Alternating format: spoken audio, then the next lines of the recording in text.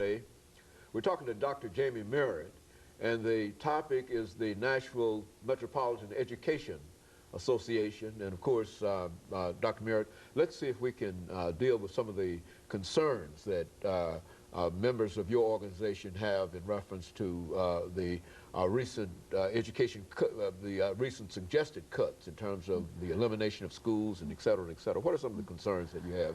I guess the biggest concern is the document that the school board or the administration presented to the school board cuts things close to children and people. Our position has always been to cut things rather than people. That people are important. And to keep the cuts as far away from children as possible. You know, in the past, this district, this is not the first time this district has had to make cuts, but in the past when they made cuts in a manner that protected children and neighborhoods. And our greatest concern is that the cuts that they're talking about are detrimental to children and neighborhoods, communities. And so it's a real concern that that have been voiced by members of your organization. Oh, absolutely, absolutely. The other concern really does involve money. When you talk about freezing the salary scale, and I'm sure you're aware with the BP formula, the lawsuit the small school districts had that is equalizing salary across the state. Okay. The surrounding counties' salaries are going up. If we freeze ours, in effect, this school district will be recruiting for the surrounding counties because people will go where they can make more money.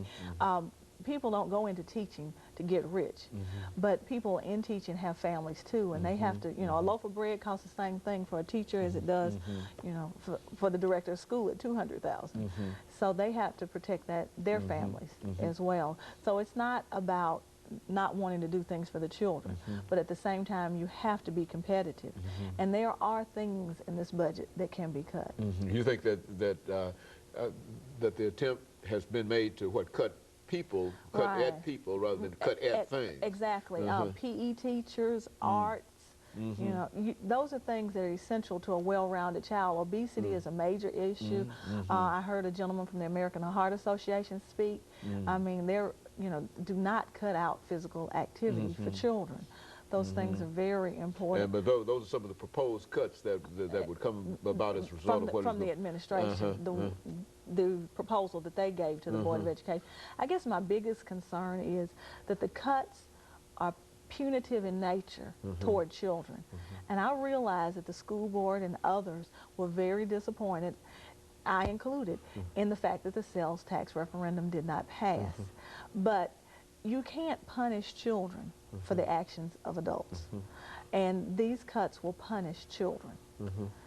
Well, it seems that there's so much that is anticipated in terms of the cuts that there ought to be some kind of consciousness throughout the city, and especially throughout the education community, of trying to at least come up with some kind of plan that can provide the resources that we need. You know, I don't think that we have had enough resources to begin with before we started, we found ourselves in the situation that we're in.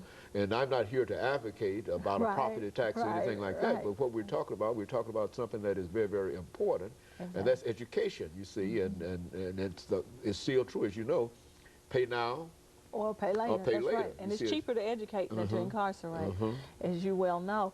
I think the community felt that money was not being spent in a fiscally responsible manner. And I know the school board talks about being transparent and clear, but they talk about it more than they are.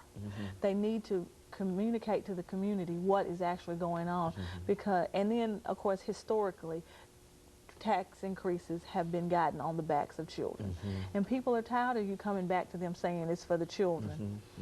And then it ends up being later for something else. And so there's the whole possibility of perhaps doing another tax, sales tax or property tax, and that's almost off the board. Is that what we're saying? I wouldn't count on it. You know, it's hard for people to vote a tax on themselves. That's very hard.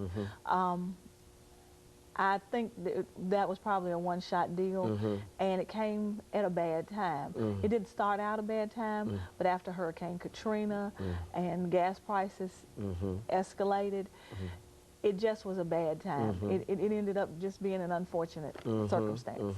Well, now it seems that if we've sort of painted ourselves into a corner in reference to this, what about the lottery now?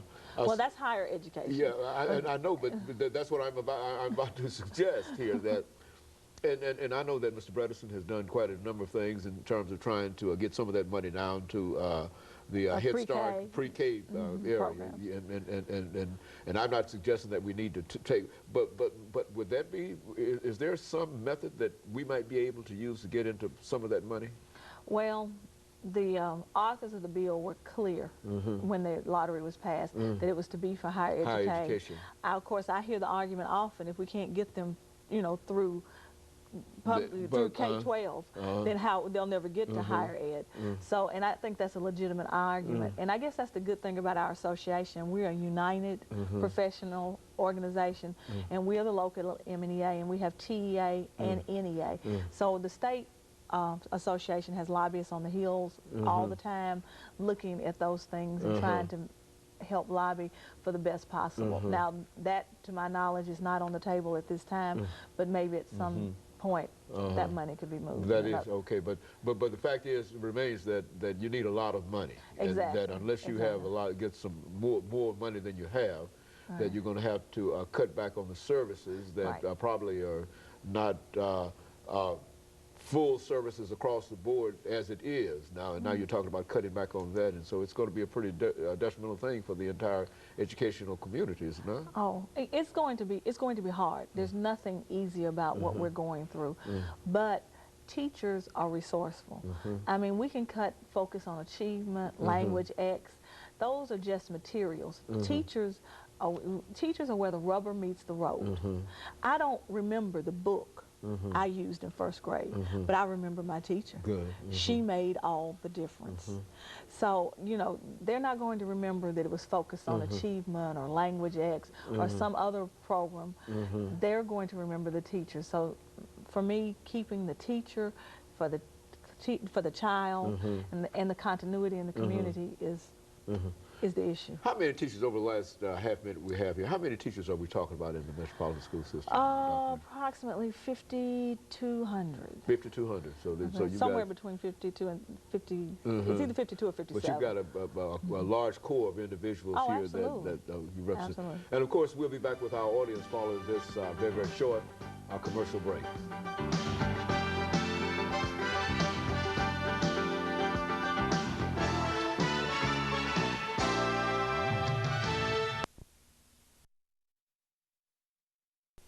We're talking to Dr.